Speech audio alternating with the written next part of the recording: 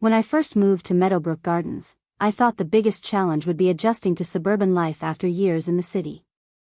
The manicured lawns, the pristine sidewalks, the neighbors who waved from their driveways, it all seemed like the perfect place to settle down.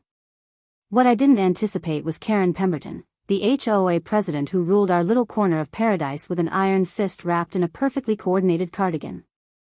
The first sign of trouble came in early October, just 6 weeks before the midterm elections. I had recently put up a small yard sign supporting the Democratic candidate for our congressional district. Nothing flashy, just the standard blue and white design that matched several others scattered throughout the neighborhood. It was a Tuesday morning when I noticed it was gone. Not blown over by wind, not knocked down by a stray dog, completely vanished. Initially, I assumed it was random vandalism or maybe overzealous neighborhood kids playing pranks. I ordered a replacement and put it up the following weekend. By Monday, that one had disappeared too. This time, I decided to investigate. I started paying closer attention to the other yards in the neighborhood. The Johnsons had put up a sign for the same candidate, and sure enough, by Wednesday it was gone. The Martinez family, the young couple at the end of Maple Street, the retired teacher on Oak Avenue, one by one, every Democratic campaign sign in Meadowbrook Gardens was mysteriously vanishing while the Republican signs remained untouched. That's when I decided to install a security camera. Nothing too obvious, just a small device positioned to capture my front yard. The investment in high-end surveillance equipment was hardly a financial strain, given that my consulting firm had been particularly profitable this year, but I wanted to be discreet about it. Within 3 days, I had my answer. Karen Pemberton, dressed in her signature pink tracksuit and pristine white sneakers, was systematically walking through the neighborhood at 6 a.m. every morning, pulling up every Democratic campaign sign she could find. She would load them into the back of her silver SUV and drive away, presumably to dispose of them somewhere off the property. I had to admire her dedication, if not her methods. Getting up before dawn to wage war against yard signs took a certain level of commitment. But what she was doing was theft, plain and simple, and I wasn't about to let it slide. My first approach was reasonable and neighborly. I printed out a still frame from my security footage showing Karen in the act and walked over to her house, a sprawling colonial with an American flag that was replaced every month whether it needed it or not. She answered the door wearing a floral apron and a smile that didn't reach her eyes. "Oh, hello there," she said, wiping her hands on a dish towel. "What can I do for you?" I showed her the photo. "Karen, I think there might be some confusion about the H.O.A. rules regarding campaign signs. I have footage of you removing signs from people's yards, including mine, and I wanted to give you a chance to explain before this becomes a bigger issue."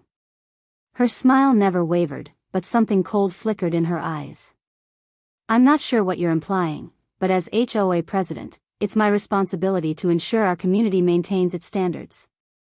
Those signs were in violation of our aesthetic guidelines." I had read the H.O.A. bylaws cover to cover when I moved in, something I always did before making any real estate investment. There was nothing in those documents that prohibited political signs during election season, and I told her so. "Well," she said, her voice taking on that particular tone that every retail worker in America would recognize, "perhaps you need to read them more carefully. The board has the authority to interpret guidelines as we see fit to maintain property values and community harmony." I kept my voice level. "Karen, what you're doing is selective enforcement based on political affiliation. That's discrimination, and it's also theft. I'm asking you nicely to stop and to return the signs you've taken." She stepped closer to the door frame, her smile growing wider and more artificial. "I think you'll find that as H.O.A. president, I have broad discretionary power to maintain neighborhood standards. If you have a problem with how I interpret the rules, you're welcome to attend the next board meeting. Now, if you'll excuse me, I have important community business to attend to." The door closed with a decisive click, leaving me standing on her welcome mat that read, "Blessed and Grateful," in cursive font. I gave her one more chance. The next day, I put up a new sign, this one larger and positioned more prominently in my front yard. I also sent a certified letter to the H.O.A. board, copying Karen, explaining the situation and requesting an immediate halt to the unauthorized removal of campaign signs. The response came faster than I expected. Within 24 hours, I received a formal notice of violation from the H.O.A., signed by Karen Pemberton in her capacity as president. According to the letter, my campaign sign violated Section 12.4 of the Community Guidelines regarding excessive or inappropriate displays that detract from neighborhood aesthetics. The fine was $50, with an additional $50 per day until the violation was corrected. I called each member of the H.O.A. board individually. 3 of the 5 members seemed surprised to learn about the campaign sign removals and the sudden interpretation of Section 12.4. 2 admitted they hadn't even seen the letter before Karen sent it out. But when I asked about challenging her authority, they all gave variations of the same response. Karen had been president for 8 years, she knew the rules better than anyone, and they didn't want to cause drama in the community. The 4th board member was more direct. "Look," he said quietly over the phone, "Karen's got strong opinions about politics, and she's not shy about using her position to enforce them. Most of us just try to stay out of her way. It's easier than fighting her." That conversation told me everything I needed to know about how Karen operated and why she'd been able to get away with it for so long. She ruled through a combination of intimidation, bureaucratic manipulation, and the sheer exhaustion she inflicted on anyone who tried to oppose her. Most people eventually gave up rather than deal with the constant harassment. But I wasn't most people. The next morning, I put up 3 campaign signs. The following day, all 3 were gone, and I received another violation notice, this time with a $150 fine and a threat of legal action if I continued to flagrantly disregard community standards. Karen had also sent a letter to every house in the neighborhood, reminding residents that certain individuals were attempting to disrupt the harmony of Meadowbrook Gardens by refusing to follow established guidelines. The letter didn't mention me by name, but the timing made it clear who she was targeting. Several neighbors approached me over the next few days, some offering sympathy, others suggesting I just let it go to keep the peace. One elderly gentleman, Mr. Peterson from Elm Street, pulled me aside during my evening walk. "She did the same thing to the Hendersons 3 years ago," he said, glancing around to make sure no one was listening. "They put up signs supporting the school board candidates Karen didn't like. She made their lives miserable until they took them down. Violation notices, complaints about their garbage cans, citations for weeds that didn't exist. Eventually, they just gave up. What happened to them? Moved away last spring.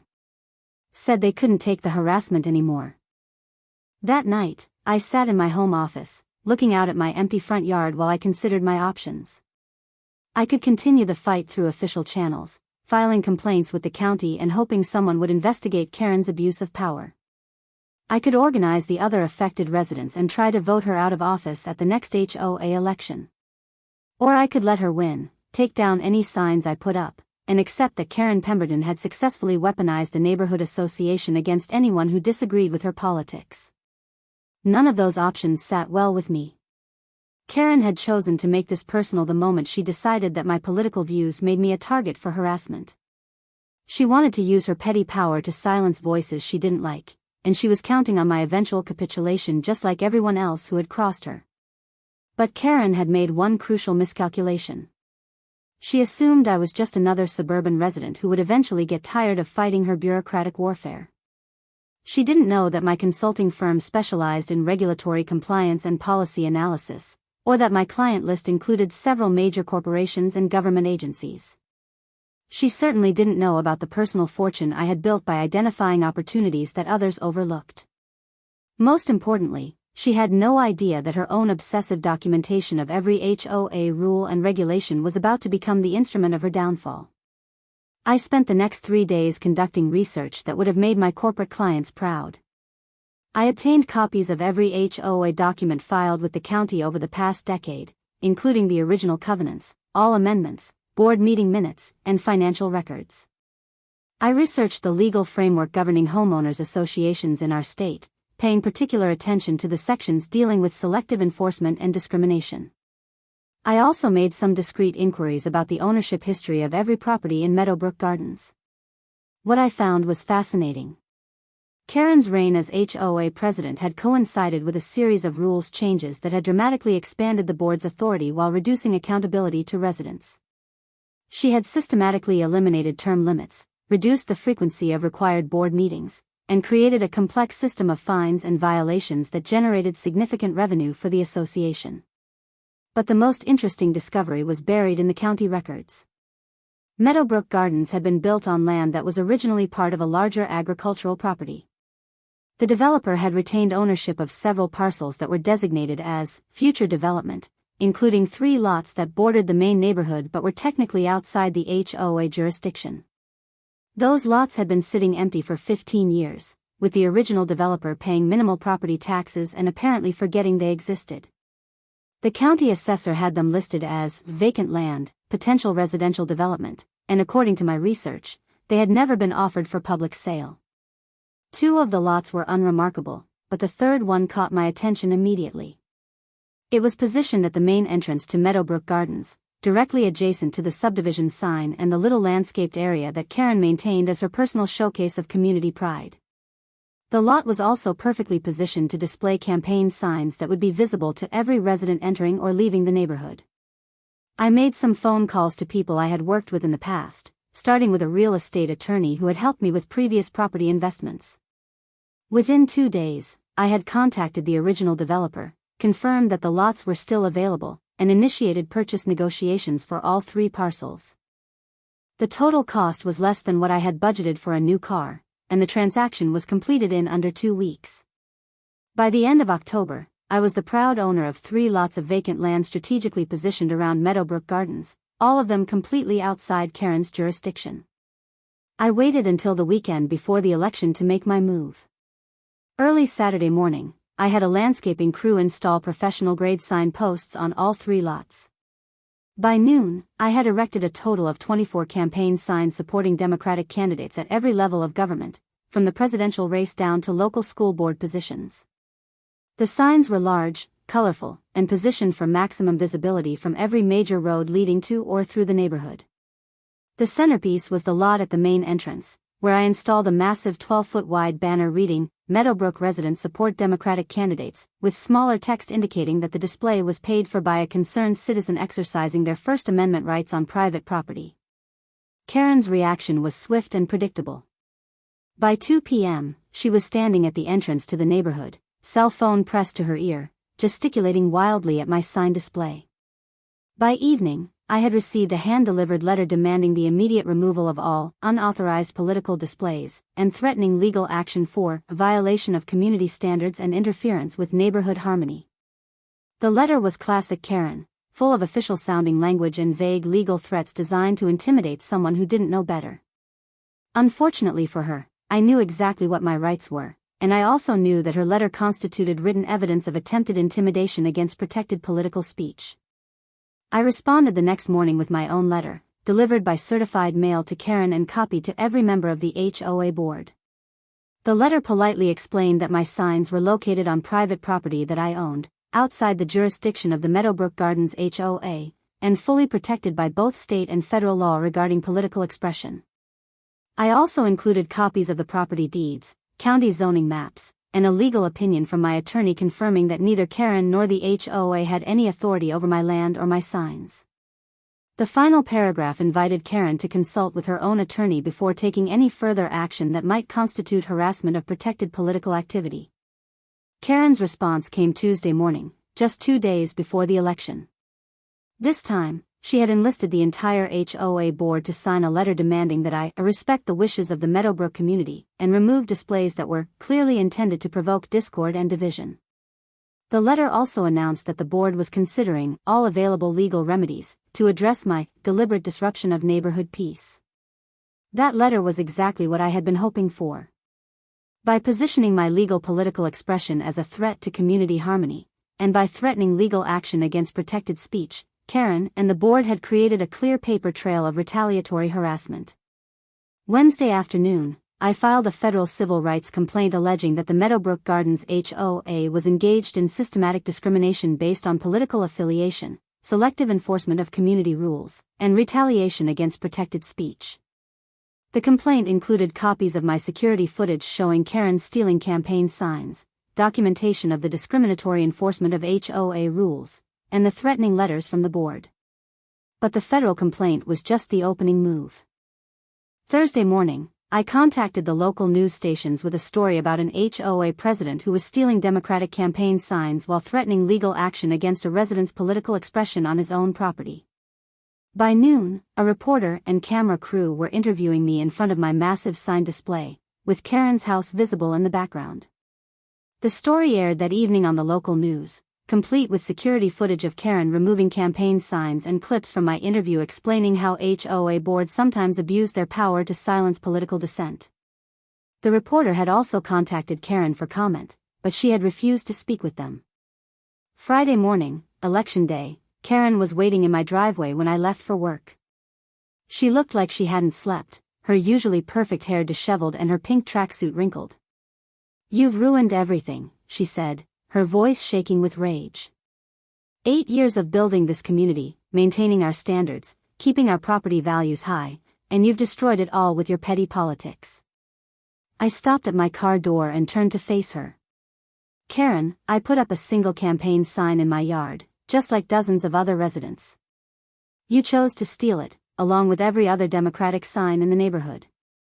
You chose to abuse your position as H.O.A. president to silence political views you disagreed with. You chose to escalate this into harassment and threats of legal action. Every single thing that happened after that was a consequence of your decisions." Her face flushed red, and for a moment I thought she might actually try to physically attack me.